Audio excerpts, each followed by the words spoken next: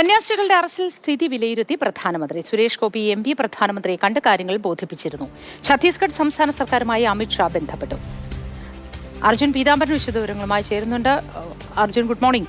ഈ സംഭവത്തിൽ വിവിധ രാഷ്ട്രീയ പാർട്ടികൾ, കേന്ദ്ര സർക്കാരിന്റെ പ്രതിനിധികൾ, ആഭ്യന്തരമന്ത്രി അമിത് ഷാ തുടങ്ങി എല്ലാവരും ബന്ധപ്പെടുകയും കാര്യങ്ങൾ വിലയിരുത്തുകയും സമ്മർദ്ദം ചെലുത്തുകയും ഒക്കെ ചെയ്യുന്നുണ്ട്. അപ്പോഴും ഒരു സംശയം നിലനിൽക്കുന്നത് അങ്ങനെ കോടതിയെ സ്വാധീനിക്കാൻ ഈ സംവിധാനങ്ങൾക്ക് കഴിയുമെന്നതാണോ ഇവർ പച്ചയായി വെളിപ്പെടുത്തുന്നത് എന്ന് മനസ്സിലാവുന്നില്ല. ഒരു പ്രശ്നമുണ്ടാകുന്നു, തുടർന്ന് കോടതിയെ സമീപിക്കാം, അല്ലെങ്കിൽ കോടതിയിൽ സമ്മർദ്ദം ചെലുത്തി ജാമ്യം നേടാം എന്നതാണോ ഉദ്ദേശിക്കുന്നത് എന്നും മനസ്സിലാവുന്നില്ല. എന്താണ് ഇതിൽ ഇനി ഉണ്ടാവുക? പ്രധാനപ്പെട്ട കാര്യം, പ്രധാനമന്ത്രി കാര്യങ്ങളുടെ സ്ഥിതി വിലയിരുത്തി എന്നുള്ള കാര്യം തന്നെയാണ്. ഇന്നലെ സുരേഷ് ഗോപി MP അദ്ദേഹത്തെ നേരിൽ കണ്ട് കാര്യങ്ങൾ ധരിപ്പിച്ചിരുന്നു. ഇതിന് പിന്നാലെയാണ് പ്രധാനമന്ത്രി തന്നെ നേരിട്ട് സ്ഥിതി വിലയിരുത്തുകയും അതുപോലെ തന്നെ ആവശ്യമായിട്ടുള്ള ഇടപെടലുകൾ അത് നടത്താൻ വേണ്ടി അമിത് ഷായോട് നിർദ്ദേശിച്ചതും.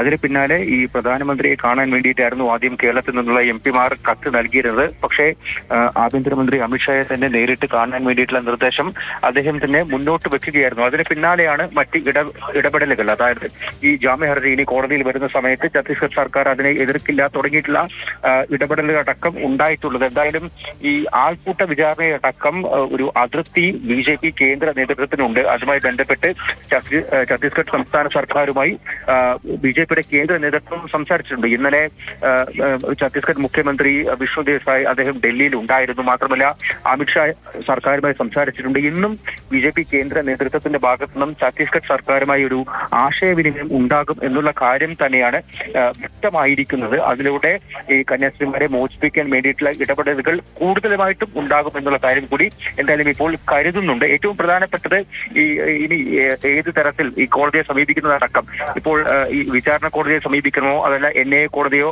ഹൈക്കോടതിയെ സമീപിക്കണമോ എന്നുള്ള കാര്യത്തിൽ ഒരു അന്തിമ തീരുമാനം എന്നേ ഉണ്ടാവുകയുള്ളൂ എന്നുള്ള കാര്യം CBCI അറിയിച്ചിട്ടുണ്ട്. മാത്രമല്ല കന്യാസ്ത്രീമാർക്ക് വേണ്ടി ഹാജരാകുന്നതിനും അറിയിച്ചിട്ടുണ്ട്. അത്തരത്തിലുള്ള നിയമ പോരാട്ടങ്ങൾ, നിയമ നടപടികൾ ഛത്തീസ്ഗഡിൽ തുടരുന്നുണ്ട്. മുന്നോട്ട് പോകാൻ തന്നെയാണ് കുടുംബവും തീരുമാനിച്ചിട്ടുള്ളത്. സഭയും അക്കാര്യം തന്നെയാണ് നേരത്തെ പറഞ്ഞിട്ടുള്ളത്. NIA കോടതിയെ സമീപിക്കേണ്ടതില്ല എന്ന് നേരത്തെ തന്നെ നിയമോപദേശം ലഭ്യമായിരുന്നു. അതുകൊണ്ട് ഹൈക്കോടതിയെ സമീപിക്കാനാണ് ഒരുങ്ങുന്നത്. അത് ഏത് ഹൈക്കോടതിയെ എന്നത് സംബന്ധിച്ച് തീരുമാനം ഉണ്ടാവുമെന്നാണ് നമുക്കിപ്പോൾ നിലവിൽ മനസ്സിലാക്കാൻ കഴിയുന്നത്.